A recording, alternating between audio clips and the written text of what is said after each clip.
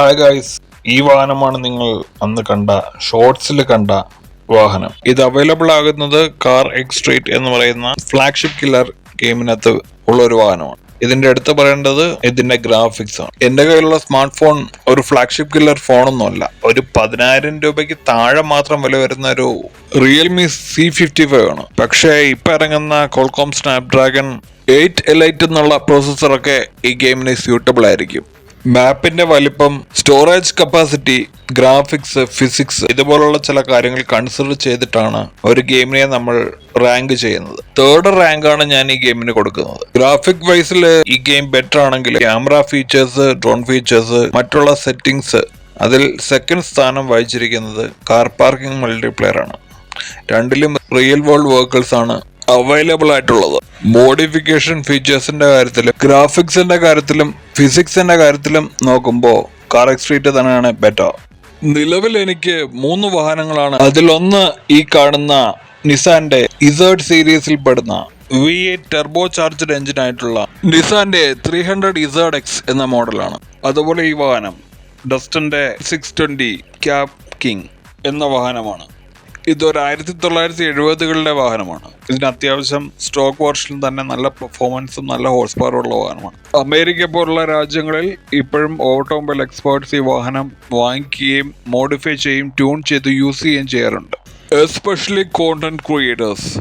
And finally introducing friends, this is Honda civic. ഇത് type ആറിന് തൊട്ട് മുമ്പുള്ള ഒരു ജനറേഷനിൽപ്പെട്ട വാഹനമാണ്. കാർബൺ ഫൈബർ കൊണ്ടുള്ള ബോണറ്റാണ് ഇതിനുള്ളത്. അത്യാവശ്യം വൈറ്റ് ബോഡി കിറ്റ് കൊടുത്തിട്ടുണ്ട്. പിന്നെ ഡിസ്ക്, അങ്ങനെ പ്രത്യേകിച്ച് കളർ, സ്പോയിലേഴ്സ് എല്ലാം ഉണ്ട്. ഇതിന് ടയറിന്റെ കാലാവധി ഉണ്ട്. അത് പെർസെൻറ്റേജിലാണ് കാണിക്കുന്നത്. അത് പെർസെൻറ്റേജ് കുറഞ്ഞാൽ ടയർ ഇല്ലാതെ ആവുന്നതായിട്ട് കാണിക്കുന്നത്.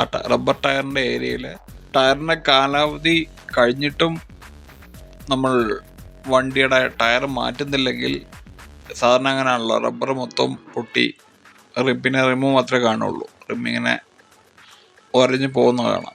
അങ്ങനെ ഒരു എഫക്റ്റാണ് ഇതിന് കൊടുത്തേക്കുന്നത്. അത് കുറച്ചുകൂടെ റിയലിസ്റ്റിക് ആയിട്ട് എനിക്ക് തോന്നുന്നു. അതുപോലെ വാഹനങ്ങൾ വാങ്ങിക്കുന്നത് കാർ ഡീലർഷിപ്പിൽ പോയിട്ടാണ്. ഞാൻ ഈ അടുത്ത സമയത്താണ് കാർ ഡീലർഷിപ്പിൽ ഫാസ്റ്റ് ആൻഡ് ഫ്യൂരിയസിലൊക്കെ ഫേമസ് ആയിട്ടുള്ള മിത്സുബിഷി എക്ലിപ്സ് കണ്ടത്. അതേ ഡിസൈൻ, അതേ ഷേപ്പ്, അതേ കളർ. ഇത്രയും ഗ്രാഫിക്സ് ഉള്ള, ഇത്രയും VFX ആഡ് ചെയ്തിട്ടുള്ള, നല്ല ഫിസിക്സ് ആഡ് ചെയ്തിട്ടുള്ള ഈ ഗെയിമിൻ്റെ സ്റ്റോറേജ് വരും 2 GB താഴെയാണ്. അതുപോലെ ഇത്രയും കഷ്ടപ്പെട്ട് സ്ക്രീൻ റെക്കോർഡ് ചെയ്ത് അത് മൊബൈലിൽ വെച്ച് എഡിറ്റ് ചെയ്ത് ഒരു വീഡിയോ ചെയ്യുമ്പോൾ അതെങ്ങനെ കോപ്പിറൈറ്റ് ഇഷ്യൂസ് വരുന്നുണ്ടോ എന്ന് എനിക്കറിയില്ല. അത് നിങ്ങളൊന്ന് കമൻറ്റ് ചെയ്യണം, അറിയാവുന്നവർ.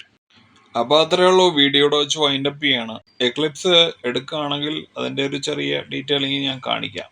ഞാൻ നേരത്തെ പറഞ്ഞുള്ള കണ്ടാൽ മാത്രം പോരാ, സപ്പോർട്ട് ചെയ്ത് സഹായിക്കണം, കമൻറ്റും ചെയ്യണം. കമൻറ്റ് ചെയ്താലേ എൻ്റെ തെറ്റുകൾ എനിക്ക് മനസ്സിലാക്കാൻ കഴിയും.